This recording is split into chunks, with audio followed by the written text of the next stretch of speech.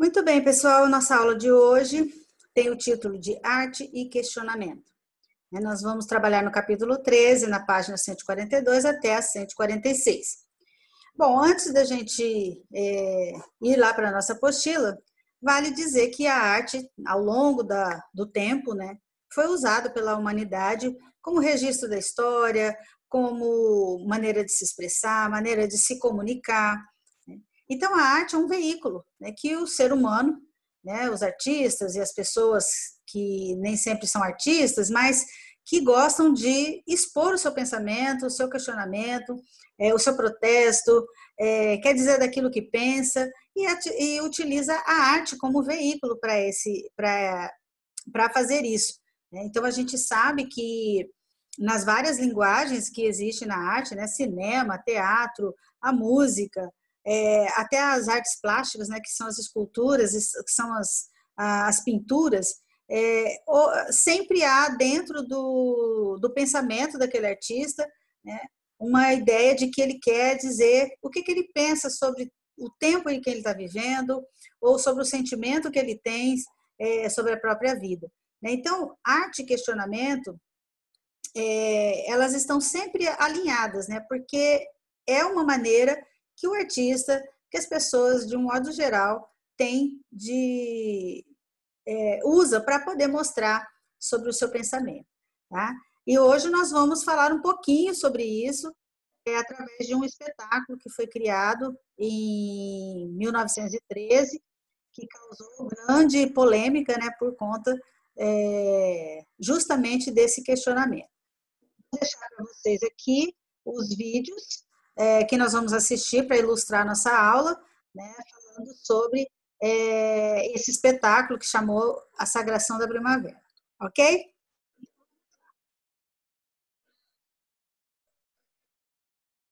Arte e questionamento. Você já assistiu algum espetáculo ou ouviu alguma música que lhe causou desconforto ou que impressionou você? No decorrer do tempo, artistas criaram obras de arte que contestavam valores e padrões da sua época, o que, em geral, levava a polêmicas na sociedade. Claro, tudo aquilo que você vai fazer, que é contra já alguns padrões estabelecidos, causa mesmo polêmicas, A gente vive hoje, por exemplo, um tempo muito cheio de polêmicas, Então, e isso se refletiu desde sempre na arte, e como reflete até hoje. Então, é possível que a gente já tenha assistido mesmo algum filme ou escutado alguma música que realmente fala de polêmicas, de problemas na sociedade. Nós vamos estudar hoje esses espetáculos que foi assim, considerado um espetáculo que provocou bastante escândalo na época, e que é um espetáculo que rompeu padrões, que chama A Sagração da Primavera. Bom, esse espetáculo ele foi feito com música do Igor Stravinsky e a dança do russo Vaslav Nijinsky. Então, os dois se juntaram para fazer esse espetáculo. E durante esse espetáculo houve assim muito protesto, porque a plateia ela não aceitou o estilo, o jeito que estava sendo feito esse espetáculo. Então, causou assim revolta. E a plateia tinha gente que foi a favor, tinha gente que foi contra os padrões daquela época. Então, ficou assim um pouco dividido. Mas, no entanto, embora naquela época causasse um desconforto, uma confusão, foi uma das obras, e é até hoje uma das obras que é encenada, e até hoje, no século XX, agora, XXI, nós ainda podemos ver espetáculos da Sagração da Primavera. O que chocou naquela época? A Sagração da Primavera era uma obra controversa e revolucionária, por muitas razões.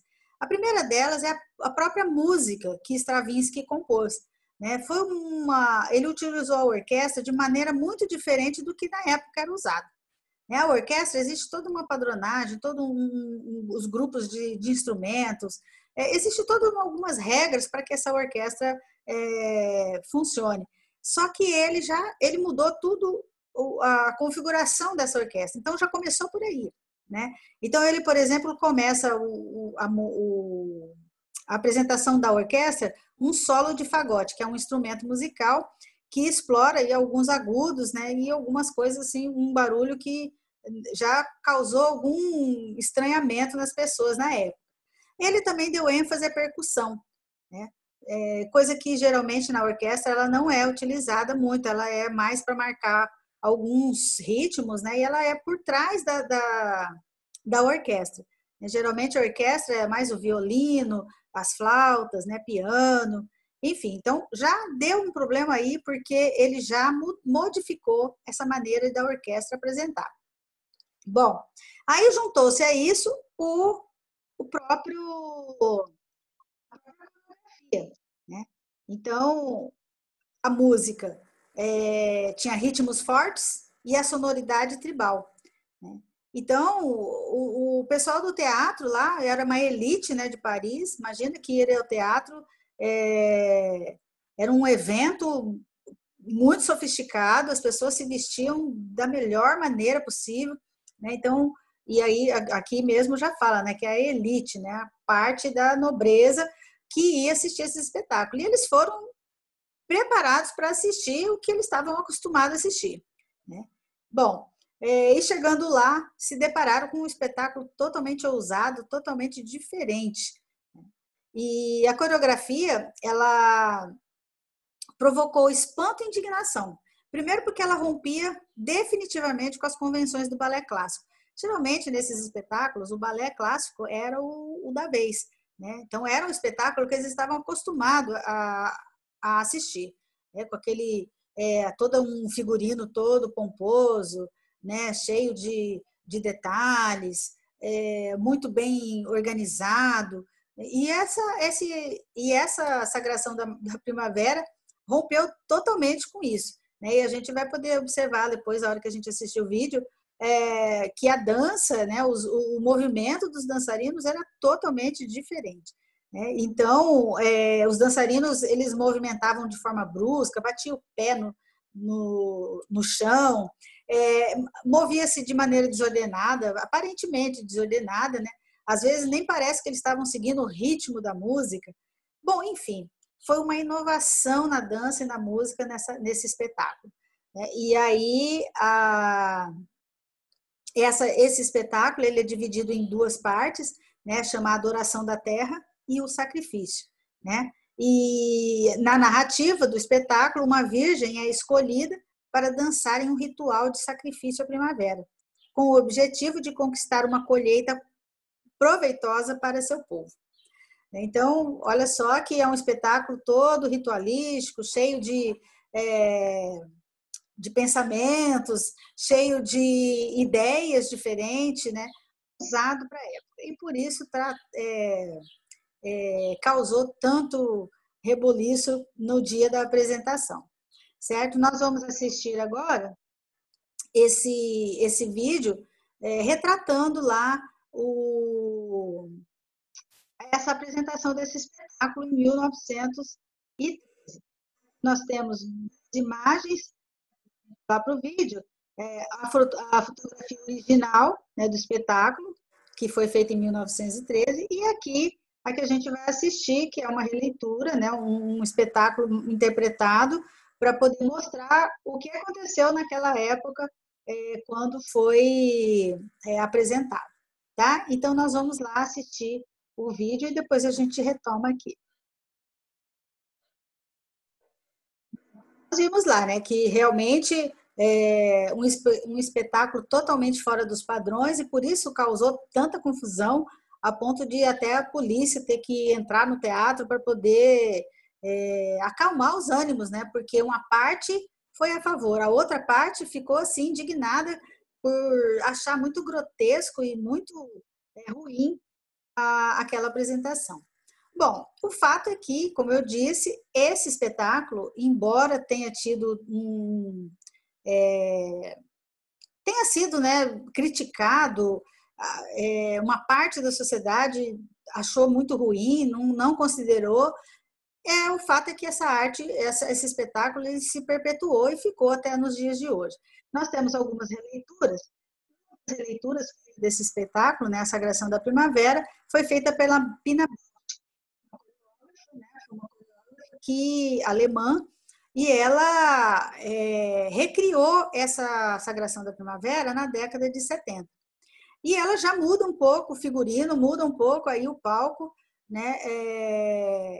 Nessa performance aqui desse grupo, o palco ele é todo coberto com uma terra escura e os figurinos, conforme os dançarinos vão se apresentando pelo palco, eles acabam ficando todos sujos, o figurino todo sujo.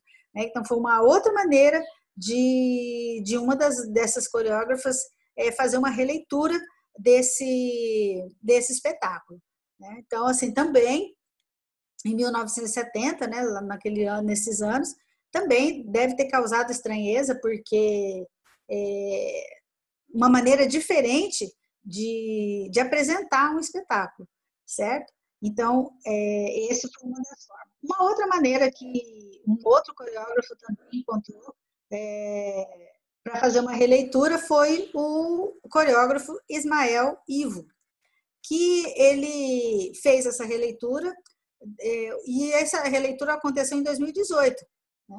Foi ali, outro dia, né? Aqui no Brasil, na cidade de São Paulo, e nessa versão do espetáculo da Sagração da Primavera, ele faz algumas inovações. Também muda os figurinos, né? Vocês viram que no original tem aquelas roupas todas, aqui a roupa é bem diferente. E uma coisa que ele colocou, né, nesse espetáculo foi a chuva contínua de pétalas de flores feitas de tecido. E criou um efeito visual bem legal, mas também criou algumas dificuldades, porque o palco fica coberto com essas pétalas, né? E aí causa um pouquinho de dificuldade aí por conta de ficar escorregadio o palco, né? E os artistas terem lá que se equilibrar. Mas foi uma versão bem moderna da Sagração da Primavera. E nós vamos assistir um trecho agora desse espetáculo.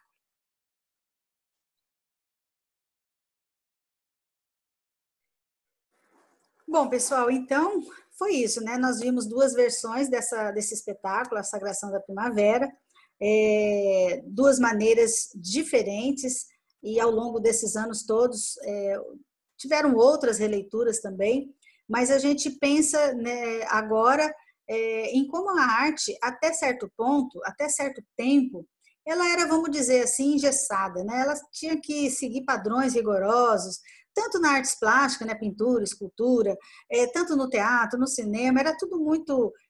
tinha alguns padrões, algumas regras que precisavam ser seguidas para que aquela arte fosse considerada arte por todo mundo. Então, mas a partir de um tempo, né, do século XIX para cá, os artistas conseguiram uma liberdade para se expressar, né? Então, por isso, alguns artistas, né, no caso dessa que nós estamos vendo, tanto esse músico, né, o Stravinsky, como o coreógrafo, né, eles se juntaram, né, para poder romper com esse padrão. Então, até esse espetáculo, né, então, o que se esperava assistir? Espetáculos de balé clássico, né, que era todo pomposo. E aí vem esse espetáculo para romper essas barreiras.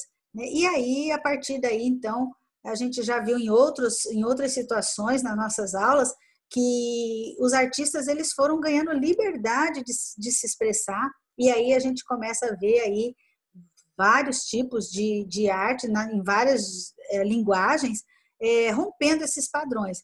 Então, o que era sempre assim, o certinho considerado arte, ele passa a ter um pouco mais de vida, porque ele está ligado ao sentimento, ao pensamento do artista. Então, assim, não é uma coisa só técnica, né? A técnica de pintura, a técnica da dança, a técnica na música. Você passa a incorporar nessas linguagens um pouco mais de sentimento. Então, o artista ganha essa liberdade, e aí, nesse caso aqui do questionamento, é justamente questionar esses padrões e permitir que o artista ele se manifeste da maneira como ele assim desejar. Né? E isso aconteceu em todas as linguagens da arte. Então, hoje, nós vimos aí, através desse espetáculo, né, como é que o artista pode ir rompendo com esses padrões e se colocar, né, no mundo artístico, dizendo aquilo que ele pensa ou dizendo aquilo que ele sente. Ok? Então, hoje nós vamos ficando por aqui, porque na aula que vem a gente vai continuar falando isso, sobre esse questionamento, e aí a gente vai entrar um pouquinho no mundo da música, porque a gente sabe que a música é um instrumento poderosíssimo para falar daquilo que você pensa e daquilo que você sente no tempo em que você vive. Ok? Então, nós vamos ficando por aqui hoje e a gente se encontra na aula que vem para continuar falando sobre a arte